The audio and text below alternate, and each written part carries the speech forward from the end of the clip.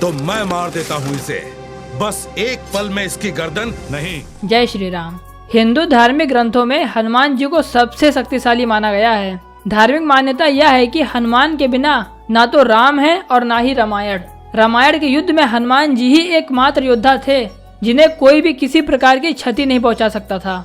यूँ तो हनुमान जी के पराक्रम, सेवा, दया और दूसरों का घमंड तोड़ने की अनेक गाथाएं हैं, लेकिन हनुमान जी को भी एक बार युद्ध में हार का सामना करना पड़ा था।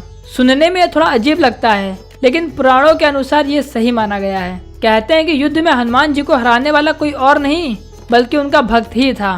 तो वीडियो आगे देखने से पहले अगर वीडियो अच्छी लगे तो उसको लाइक कर देना और अगर चैनल पर नए आए तो चैनल को सब्सक्राइब कर देना। किसी समय में मच्छिंद्रनाथ नाम के एक बहुत बड़े तपस्वी थे। एक बार जब वो रामेश्वर में आए तो भगवान राम के द्वारा बनाए गए राम सेतु को देखकर भाव विभोर हो गए, जिसके बाद प्रभु राम की भक्ति में लीन होकर समुद्र में स्नान करने लगे।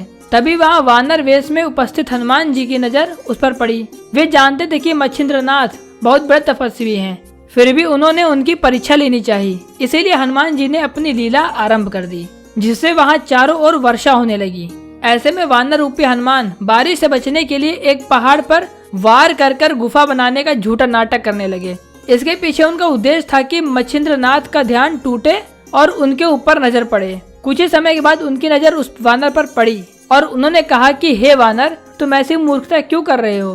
प्यास लगने के वक्त कुआं नहीं खोदा जाता। इससे पहले ही तुम्हें अपने रहने का सुरक्षित स्थान खोजना चाहिए था। यह सुनकर वानर रूपी हनुमान ने मच्छिंद्रनाथ से पूछा कि आप कौन हैं? जिस पर मच्छिंद्रनाथ ने अपने बारे में बताया कि मैं एक सिद्ध योगी हूँ और मुझे मंत्र शक्ति प्राप्त है।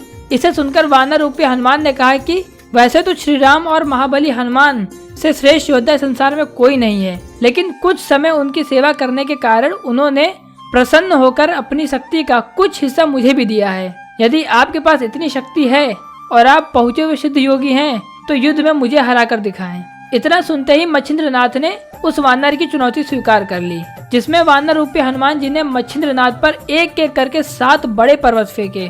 पर इन पर्वतों को अपनी तरफ आते देख मच्छिंद्रनाथ ने अपनी मंत्र शक्ति का प्रयोग किया और उन सभी 7 पर्वतों को उन्हें उनके मूल स्थान पर वापस भेज दिया। इतना देखते ही महाबली और क्रोधित हो गए और उन्होंने मच्छिंद्रनाथ पर फेंकने के लिए वहाँ उपस्थित सबसे बड़ा पर्वत अपने हाथ में उठा लिया, जिसे देखकर मच्छिंद्रनाथ ने समुद्र के पानी की कुछ बूंदों को अपने हाथ में लेकर उसे वाताकृषक मंत्र से सिद्ध कर उन पानी की बूंदों को हनुमान जी के ऊपर फेंक दिया।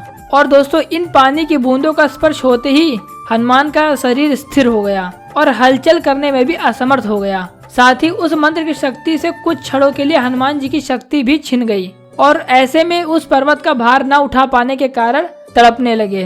तभी हनुमान जी को कष्ट में देखकर पिता वायुदेव वहां प्रकट हुए और मच्छिंद्रनाथ से हनुमान जी की क्षमा करने की प्रार्थना की। वायुदेव की प्रार्थना सुन मच्छिंद्रनाथ ने हनुमान जी को मुक्त कर दिया और हनुमान जी अपने वास्तविक रूप में आ गए। और इसके बाद उन्होंने मच्छिंद्रनाथ से कहा कि हे मच्छिंद्रनाथ, आप तो स्वयं में नारायण के अवतार हैं। ये मैं भली बात जानता था, फिर भी मैं आपकी शक्ति की परीक्षा लेने का प्रयास कर बैठा, इसलिए आप मेरी इस भूल को माफ करें। यह सुनकर और स्थिति को समझते हुए मच्छिंद्रनाथ ने हनुमान जी को माफ कर दिया था। कहते हैं कि श्री हनुमान जी का पराजय उनकी इच्छा के बगैर असंभव है। वो शिव के अवतार हैं, उनके बल की तुलना किसी के साथ नहीं हो सकती है। हर देवी देवता उन पर सदैव प्रसन्न रहते हैं, इसलिए उनके पराक्रम का बखान करना किसी के वश की बात नहीं है। तो दोस्तों, अगर इस कहानी के बारे में आपको पता था तो हमें कमेंट सेक्शन में जरूर बताएं और वीडियो अगर अच्छी लगे तो वीडियो को लाइक करें और चैनल पर नया तो चैनल को सब्सक्राइब कर लें। मिलते हैं अगली वीडियो में। जय श्री राम।